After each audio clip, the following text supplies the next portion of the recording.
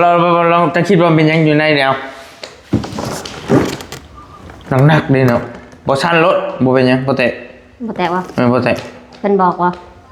กับเหมือนว่าบอกอยู่แต่ข่อยก็ยังบ่อยากจื้อไปเลยว่ามันคืออย่างสักอย่างนี่แหละยันนักแตะบ่ว่าชันเบิ่งบ่แตะหรอกทำประกันขึ้นเล็กเนาะคือของลินเดี๋ยวคือยังเฮ้ยใช่เห็นอยู่เห็นแล้วบ่1 2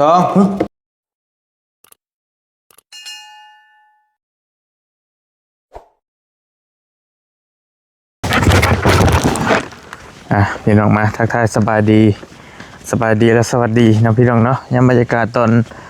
บ่ายๆนะแดดสีร้อนๆมื้อนี้ก็ได้บ่อยากหนาวปานใดพี่น้องเอ้ยเนาะทักทายสบายดีกันอยู่เพื่อนสาวแตว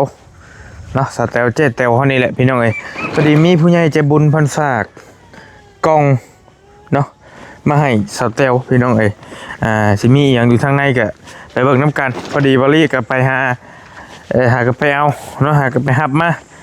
แต่ขนส่งเนาะให้กันไปครับมาแต่บริษัทขนส่งเพิ่นแล้วก็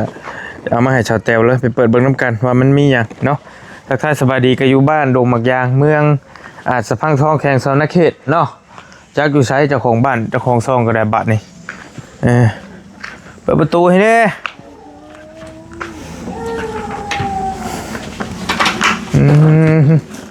บายดีเด้อเจ๊แตวเด้อพี่มานั่งนอกพี่ก็ได้ไหมเอาใจเห็นลีด1 2 3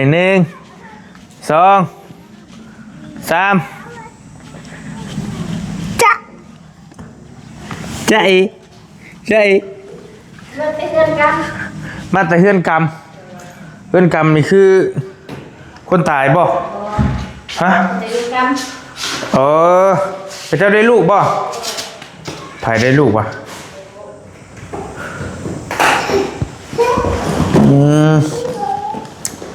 พี่น้องจะบอกสาวคนใดวะสาวใครขาดเล่าหันลูกเราอีกทีนึงสาวมีสองสาวเราถูกเงี้ยกว่ากลางห้ามพี่มาเบิ่งนี่ลุงหน่อยเนี่ยเอากล้องยังมาให้เจ้านี่เบิ่งดูจ้ากันจ้าไปเอาเลยอุ้มไป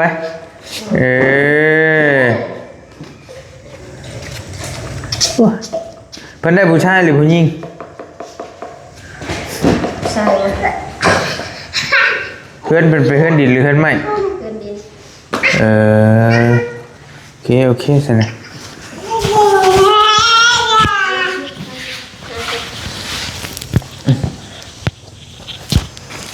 เดี๋ยวน้องลงลูกน้องลงโอเคมีผู้ใหญ่จะดีเพิ่นฝากกล้องมาให้เจ้าเลยเพิ่นฝากเครื่องมาให้สเตลบริไปหับมาอยู่ในจักที่มีหยังอยู่ทางในชั้นมึงด้วยฮะยันแตกบ่เราจะคิดว่าเป็นยังอยู่ในเดียวหนักดีเนาะบ่ชันรถบ่เป็นยังบ่แตะวะบ่แตะเป็นบอกวะกับเหมือนว่าบอกอยู่แต่ข่อยก็ยังบ่อยากจื้อไปเลยว่ามันคืออย่างสักอย่างนี่แหละยันนักแตกบ่ว่าชันเบิ่งบ่แตะหรอกทำประกันขึ้นเล็กเนาะคือของลินทายก่อนถ้าทายถือจะเอาเงินเพิ่มให้อีก50,000หาว่าของลินมอฮัมนี่บ่เลยให้ทายอีกอย่างนึงฉันว่าซีเมนเครื่องกรองน้ำกับบัวที่หน่อยเครื่องกรองน้ำ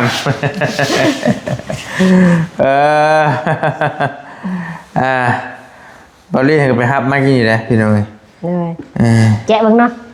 แกะเบิ่งทะเลบ่เนี่ยมันเละตัวไหนบ่แกะบ่ได้เลยว่าจะออกไปนอกก็ยากแล้วพี่น้องให้ก็ให้บังคับนอนอยู่ในเดี๋ยวพอจะให้อีกเดี๋ยวพอนอนกินนมอยู่ที่แหละนอนลงครับนอนลงนอนเดี๋ยววันเดี๋ยววะแบะเอามาลุ้นน้ำกันได้พี่น้องเด้อสาวเตลสิได้กล้องเนี่ยเนาะ แต่ก็เบิ่งมันเป็นเล็กนะบอลลี่เบิ่งเนี่ยแควกแขกแขกอยู่เป็นเล็กอย่างจักอย่างนี่แหละ บ่เป็นถ้วยบวงบ่ ก็จังว่ากับเบิ่งตัวจริงเหมือนกันก็มันยังกระยาบ่ฮู้แล้วเบิ่งน้ำกันนี่แหละเพราะว่าข่อยก็ยังบ่ทันได้แกะเลย เลย เอามาไม่มันมากเลยแต่นักได้พี่น้องนักตื่อยู่เดี๋ยวคือหยังเฮ้ยใช่ เห็นอยู่ เห็นแล้วบ่1 2เป็นเล็กบ่ เล็กบ่ว่าติของเครื่องกรองน้ เครื่องกรองน้ำ ำเลย เอาไป1 2 3เฮ็ดอุ้ยนี่ยังวะ ลูกก่อน มาโอ้เดี๋ยวพอแล้วมันจะเป็นเล็กอันนี้อ๋อไอ้ลูกบิด ลูกวิทย์ บ่จะพอมันจะขยักอันนี้อ๋อของใหม่ได้สเตลไว้อันนี้อะไร อัน มันฝากมาให้เจ้าใช่ตัวไหนเนี่ยบัดเนี้ย สี่อันคือสิแม่นหมดเลย1 2 เดี๋ยว 3 4อัน 1ห้องนอนเจ้านี้ เลย 2ห้องตัวนี้3ตัวทางออกบอก เลย ตัวนี้อีก 4ทางออก 4เป็นตัวนี้โอ้โอ้พอมันจังนักคันแรกนี่พี่น้องเห็นเนาะ เลย ตัวของมันจะใช้ดิของลาวหรือของไทยหรือของยังบ่มีภาษาเนาะ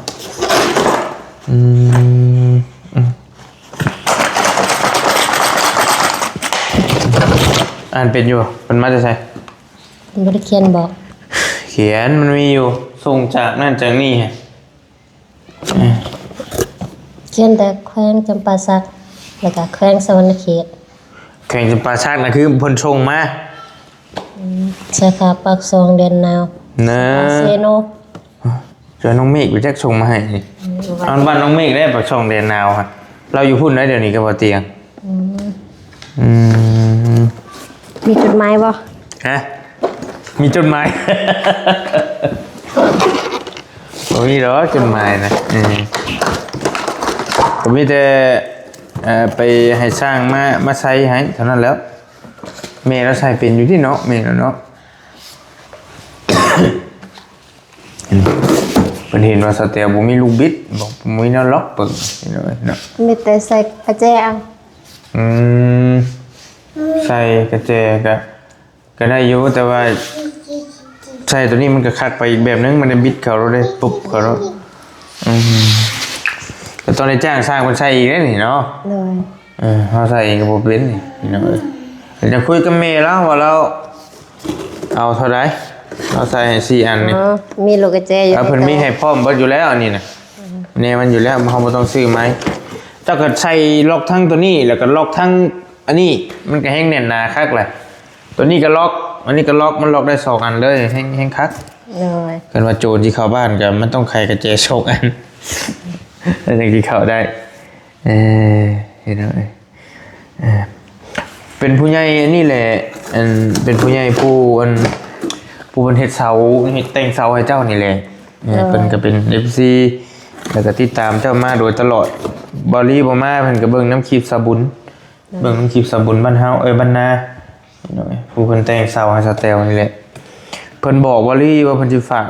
ลูกบิดบ่ลึกๆก่อนบอลี่บ่อยากจื้อก็เลยบ่มั่นใจว่ามันเป็นหยังไงก็เลยมาแกะเบิ่งนํกันเพิ่นเป็นคนลาวเฮาจะนํกันนี่แหละนี่น้อยนะ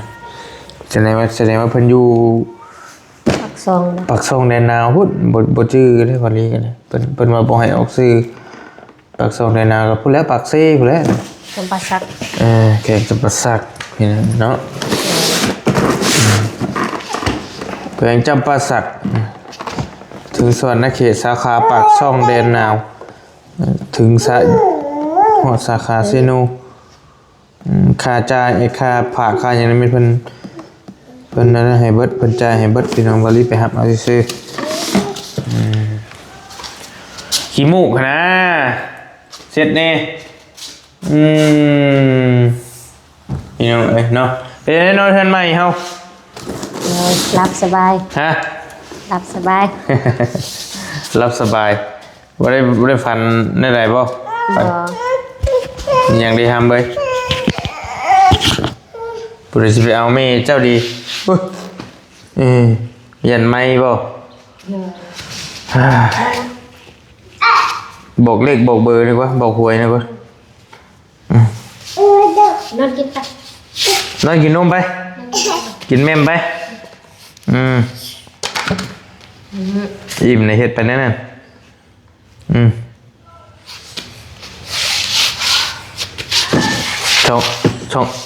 สองคืนนี่แล้วคืนมือ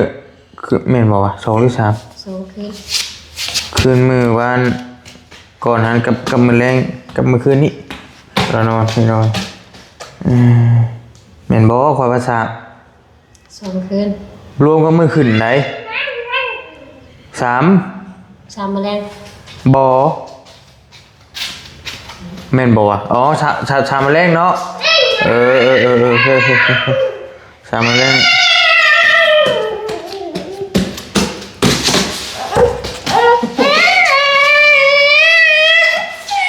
เพื่ออะไร กลับจากนั้น จะทำเพื่ออะไรลุก ทำไมไว้ มึงเนี่ยมาเยอะนี่เอาไม่ลูกบิดนี่ทำเพื่ออะไรกล่อมนอนก่อนไปกล่อมนอนพี่น้องเลยจะไม่ได้พ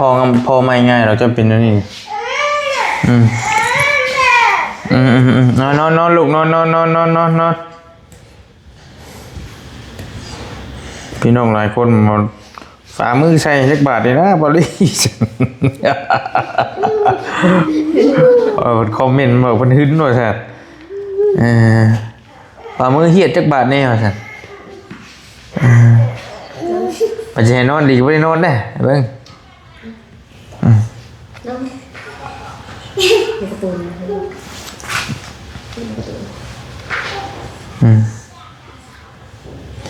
เบิ้งตูนเบิ้งอย่างกับเบิ้งบ่ฮะกับกาบกับแก็บบ่เบิ่งบ่ บ่ ลูกมาดิ เราเปิดเพลงธรรมดาเพิ่นเบิ่งแล้วเพิ่นก็นอนโอ้ยหัวย่องแล้ว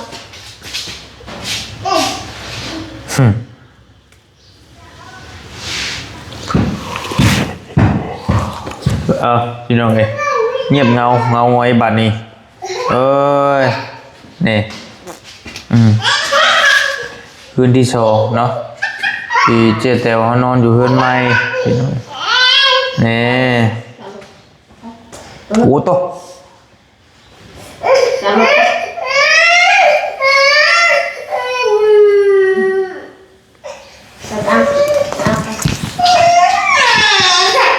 เดี๋ยวเบิ่งลุงแถวนี้ให้นี่เบิ่งว้าย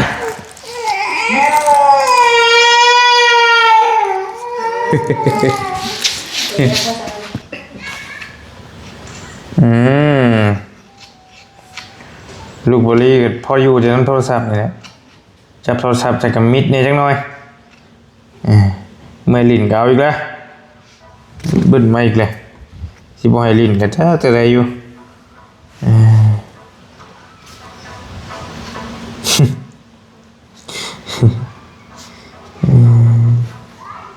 เงียบเงาเนาะเงาหงอยแล้วบัดนี้พี่น้องเอ้ยนี่ไผมาไปหาอยู่บ่มื้อนี้คือเห็นไผว่าลงคลิปว่ะแต่ว่านี่บ่บ่อะไรมามื้อนี้บ่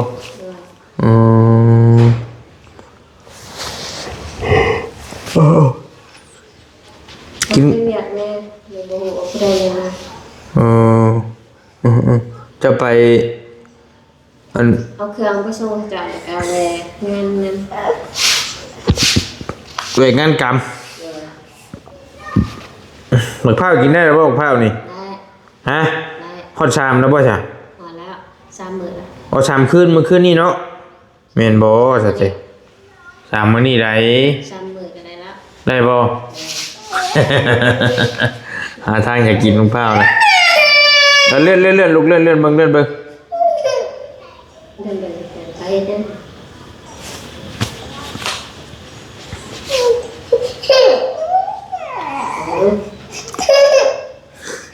มีบริเวณสัญญาณรู้ นี่สัญญาณบ่ค่อยอย่างเฮงเลยอยู่นี่เนาะมันได้แล้วได้นะเอาเลย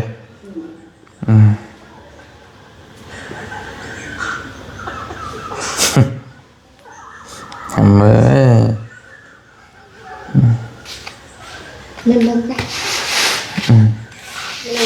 นอนเบิ่งไปลูกไปกินนมบ่นอนเบิ่งบ่เข้าคัดเพิ่นก็ได้เฮ้ยนอนเบิ่งลูกนอนเบิ่งแล้ว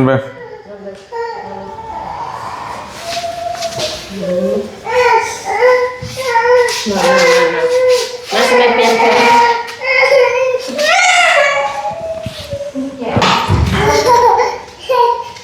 นอนลงลูกนอนลงนอนลง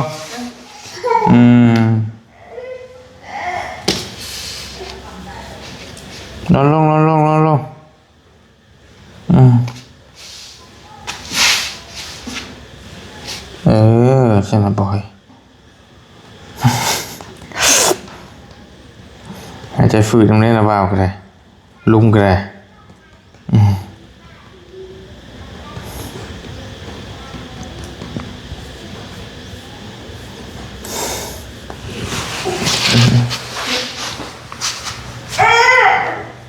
กี่ดังอะนะญาติลุงเห็นบอกด้วยจะได้นะครับนอนตี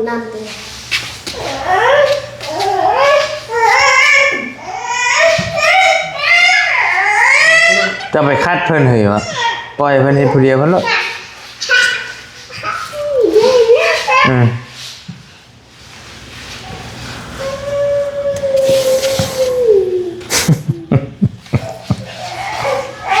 เดี๋ยวบ่ได้หัว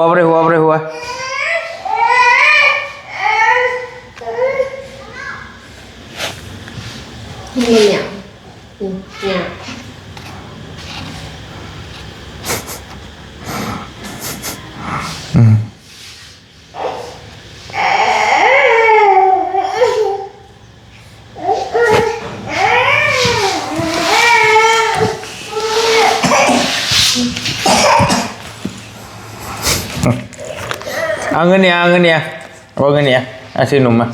เอาปะลูกเอา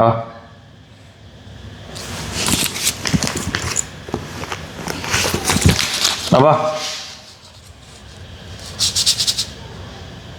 แจ็คอยู่บ้างไง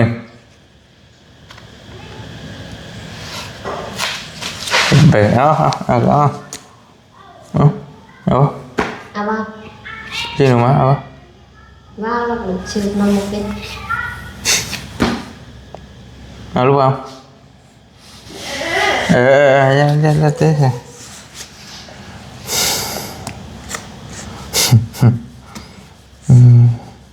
อากาศเริ่มร้อนบัดนี้เป็นยังไงเนาะเริ่มอยู่ยากกันเลยสเตลเลยวันแรกก็โทรเบิ่งเรื่องชางไฟกันเด้อเจ้าหู้เจ้าได้ถามได้เทื่อแล้วบ่ถามแล้วบ่ถามแต่มื้อนั้นแล้ว มื้อใดมื้อเพิ่นมาติดกองไฟแล้วเพิ่นว่าได้ไดเพิ่นว่าสักมื้อสิมาติดให้บ่ได้ยังบ่ได้เฮิงหรอกว่าลายมื้อโทรไปไม่ได้แล้วก็บ่ครับโอ้ยบัดหัวกันเลย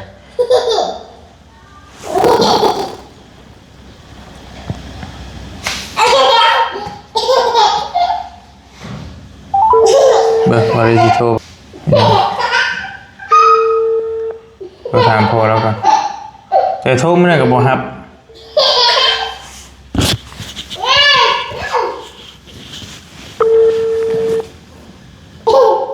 บ่ครับอีกนี่ไฟฟ้าบ้านสาวเต๋อมันเรียกเมมเซลมาแล้วนี่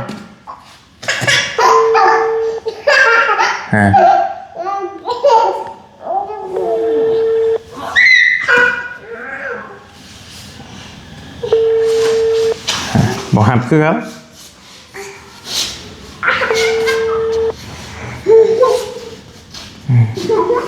โตไป2 เทื่อละพี่น้องเราจะให้เพิ่นว่าเอาคนนี้แหละพี่น้องเนาะเพราะว่าเราเองเขานอนเลยดิบอกว่าจะเป็นมาคุมหัวลุงบ่น่ะทีแรกยูริอยู่เฮือนไงลูกสาวนะมาคุมแล้วก็เน้นมาขี้หัวบ่อนมันเอาไปทำไหวปะ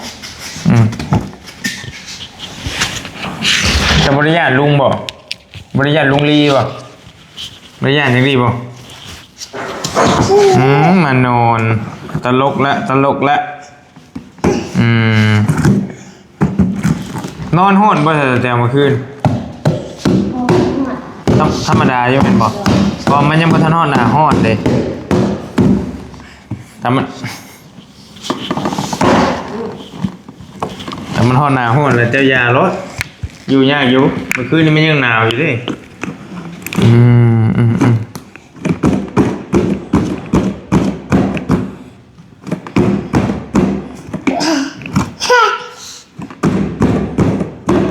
บาดเจ็บลิ้นกันเลยหายังท่าหน้าให้ลูกมันว่าเตะแทะพลิกแทะนี่บ่โอ้เพื่อนเล่นเพื่อนเล่นแล้วเนี่ย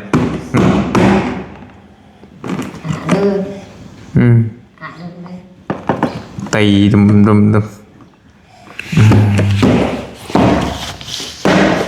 ลุงสิไปป้าแล้วเจ้าขี้ดื้อลุงไปป้าแล้ว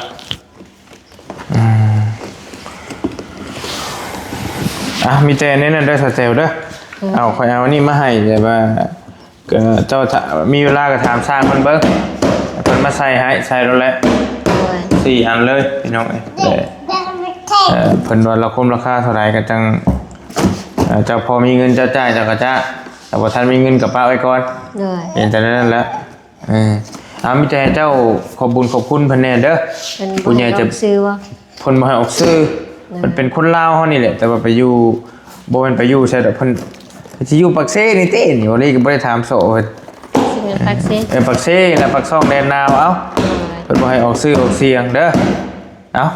นบมือขอบบุญขอบคุณเพิ่นเด้ขอบบุญขอบคุณหลายๆเด้อได้รับก็เด้อเจ้าขอบใจหลายขอให้อยู่ดีมีแรงความเจ็บอย่าได้ของใครอย่าให้ปรารถนาสิ่งใดขอสมคงหมักปรารถนาเด้อสาธุมาให้ลุงตีก็จังหวัดมาหรือเด้ไม่เสียใช่ไหมจังหวัดมาดีได้จังหวัดไหมเบิ้ง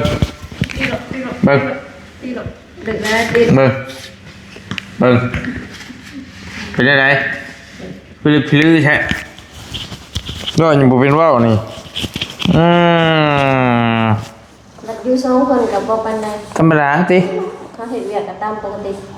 มันมีคนมาแล้วมันอย่างเห็นเนาะเขาจะเอาแย่ผู้ใดดีสิเราไม่สิกระผู้ใดสิกระผู้ใดสิไปเอาเมย์คนน่ะ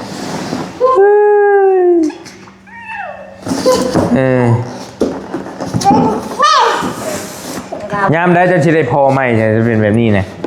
กูบ้ามาลิ่นกันแล้วแหละบ่ได้ดอกอันนี้นะ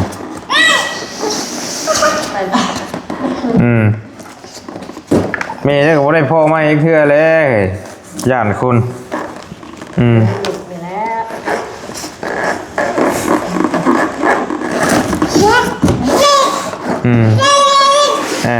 เอาอย่าไปไหวมันอย่าไปไหวมัน